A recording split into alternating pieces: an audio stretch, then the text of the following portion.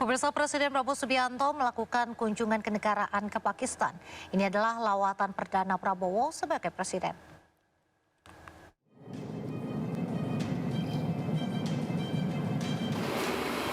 Pesawat Kepresidenan Republik Indonesia dikawal 6 jet tempur Angkatan Udara Pakistan saat Presiden Prabowo kunjungi negara tersebut. Dengan seremoni militer kehormatan, Presiden Prabowo Subianto tiba di Bandara Nurhan, Islamabad, Pakistan, di mana dirinya disambut Presiden Pakistan, Asif Ali Zardari, dan Perdana Menteri Shehbaz Sharif. Usai dari bandara, Presiden kemudian menuju hotel tempatnya menginap, di mana dirinya disambut alunan angklung yang dimainkan para diaspora Indonesia di Pakistan.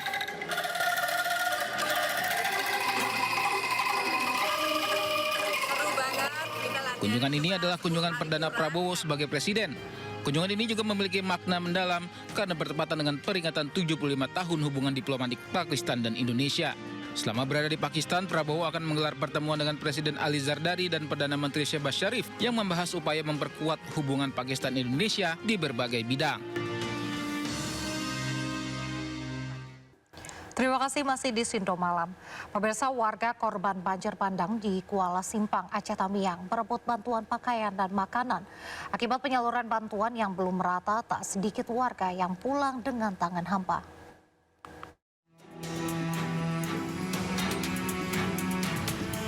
Ratusan warga korban bencana banjir di Kuala Simpang, Aceh Tamiang berebut bantuan yang disalurkan. Hal ini terpaksa dilakukan lantaran para pengungsi masih sangat kekurangan pasokan bantuan seperti sembako dan pakaian. Tak sedikit juga warga yang harus pulang dengan tangan hampa karena kehabisan pasokan. Selain sembako dan pakaian, warga juga masih membutuhkan bantuan lain seperti makanan siap saji dan obat-obatan. Bantuan sedang disalurkan ini seperti apa ya? Ya, bantuan disalurkan ya apa adanya ya. Ya kadang bantuan dari masyarakat, kalau dari pemerintah kami itu masih minim. Karena kantor-kantor sini juga pada kena juga kan. Jadi yang bekerja pun nggak ada gitu Pak. Kalau rumah kami ya nggak bisa pulang kami selama ini. Lumpur itu terlalu tinggi, kalau mau masuk ke rumah juga kami nggak tahu mau bersihkannya tuh dari mana. Awalnya kami untuk bekerja itu nggak ada Pak. Jadi kami ya ngungsi-ngungsi, kalau sembako kalau yang dapat, kalau yang nggak ada gitu. Warga berharap bantuan dari pemerintah bisa segera diterima untuk memenuhi kebutuhan mereka sehari-hari. Dari Aceh Tamiang, Salam Pulungan, Dede Rudi, iNews melaporkan. Akses jalan terputus total pasca banjir bandang. Warga desa Sikundo, Aceh Barat harus bertaruh nyawa menyeberangi sungai deras hingga melewati tebing terjal.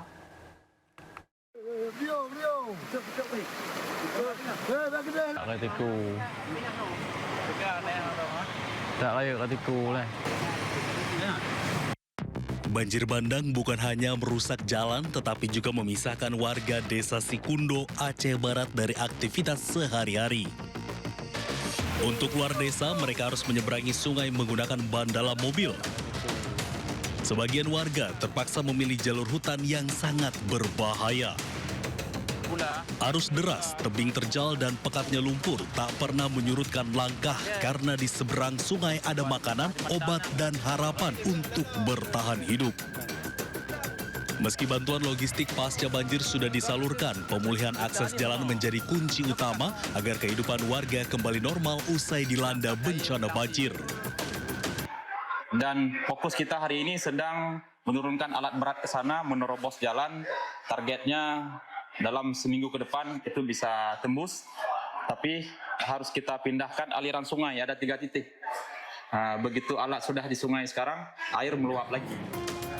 Warga berharap proses perbaikan berjalan cepat karena kondisi terisolir tidak hanya menghambat aktivitas ekonomi, tetapi juga membuat pelayanan kesehatan dan pendidikan terganggu.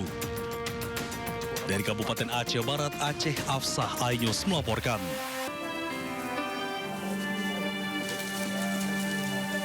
Di tengah desa yang hancur, 4 ekor gajah jinak bergerak pelan membuka jalan di desa Menasabi Nurah 2, Pidijaya, Aceh. Lumpur tebal, kayu berserakan, dan rumah yang rata dengan tanah membuat pencarian semakin sulit. Setiap gerakan hewan jumbo ini membuka jalan baru. Belalai mereka menggeser kayu yang menutup jalan, sementara pawang memandu perlahan agar gajah tidak menginjak puing yang dibawanya dicurigai ada korban. Selain itu, gajah-gajah ini juga dikerahkan untuk membersihkan puing yang masih menutup jalan. Rencananya, 4 ekor gajah jinak dari Balai Konservasi Sumber Daya Alam ini akan dikerahkan selama 6 hari ke depan. Dari Pidijaya Aceh, Jamal Pangwa, iNews melaporkan. Korban akibat bencana di Sumatera Utara, Sumatera Barat, dan Aceh terus bertambah. Jumlah korban jiwa mencapai hampir 1.000 orang. Data sementara yang kami himpun dari laman geoportal Data Bencana Indonesia (BNPB) hingga pukul 4 sore tadi, total 962 orang meninggal dunia akibat banjir dan longsor di 3 provinsi di Pulau Sumatera. Sementara itu sekitar 5.000 orang terluka dan juga 291 orang lainnya dilaporkan hilang. Korban jiwa paling banyak berada di Kabupaten Agam, Sumatera Barat, yakni ada 180 orang, dan Aceh Utara 138 orang. Bencana yang terjadi di 52 kabupaten di Pulau Sumatera membuat lebih dari 150.000 rumah warga hancur.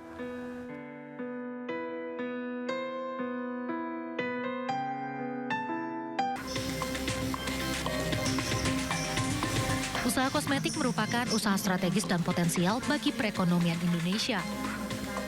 Namun, peningkatan aktivitas jual beli kosmetik kerap disalahgunakan oleh pihak tak bertanggung jawab dengan modus pelanggaran meliputi kosmetik tanpa izin edar, mengandung bahan berbahaya, kadaluarsa, penggunaan tidak sesuai definisi, dan kosmetik impor tanpa SKI dan PIB. Badan Pengawas Obat dan Makanan atau BPOM melakukan intensifikasi pengawasan kosmetik jelang akhir tahun 2025 secara offline dan online dengan total temuan mencapai 1,86 triliun rupiah. BPOM menemukan berbagai pelanggaran dan kejahatan produksi serta distribusi kosmetik ilegal dari 108 merek yang didominasi produk impor. Dalam rentang waktu 10 November sampai 21 November, setelah kita lakukan olah perkara dan semuanya, hari ini kita umumkan. Dan ternyata nilai ekonominya 1,866 triliun rupiah. Tentu ini adalah angka yang besar. Terus modusnya paling penting, pertama tidak memiliki izin edar, kemudian mayoritasnya adalah impor, dan importasi tadi itu juga tidak memiliki surat keterangan impor dan tidak memberikan pemberitahuan importasi. Kemudian sebagian juga mengandung zat-zat yang berbahaya.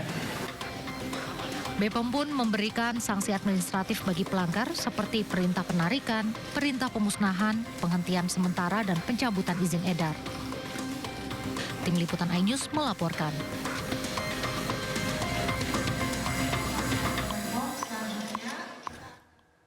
Pemirsa, ribuan warga penerima bantuan sosial pemerintah di Kabupaten Bantul, Yogyakarta dinonaktifkan oleh Kementerian Sosial. Penerima bansos dinonaktifkan karena diduga menyalahgunakan dana bantuan pemerintah untuk bermain judi online. Kabupaten Bantul menduduki peringkat kedua di daerah istimewa Yogyakarta yang warga miskinnya dinonaktifkan oleh Kementerian Sosial dari semua bantuan sosial. Penonaktifan ini merupakan tindak lanjut dari pemadanan data oleh Kemensos dan PPATK. 1.711 warga miskin di Bantul dinyatakan terafiliasi dengan akun judi online sehingga mereka dinonaktifkan dari daftar penerima bansos. Baik PBI, BPJS Kesehatan, PKH, BPNT, dan BSPS. Penonaktifan data dilakukan oleh Kemensos, sedangkan Dinsos Kabupaten Bantul hanya mendapatkan pemberitahuan dari Dinas Sosial DIY. Sejauh ini sudah ada 20 warga miskin yang melakukan klarifikasi ke Dinas Sosial Bantul mengenai penonaktifan dari daftar penerimaan bansos. Dinsos tidak dapat berbuat banyak selain meneruskan informasi dan pengusulan pembukaan blokir ke Kemensos. Adapun pembukaan blokir hanya bisa dilakukan oleh pihak Kemensos.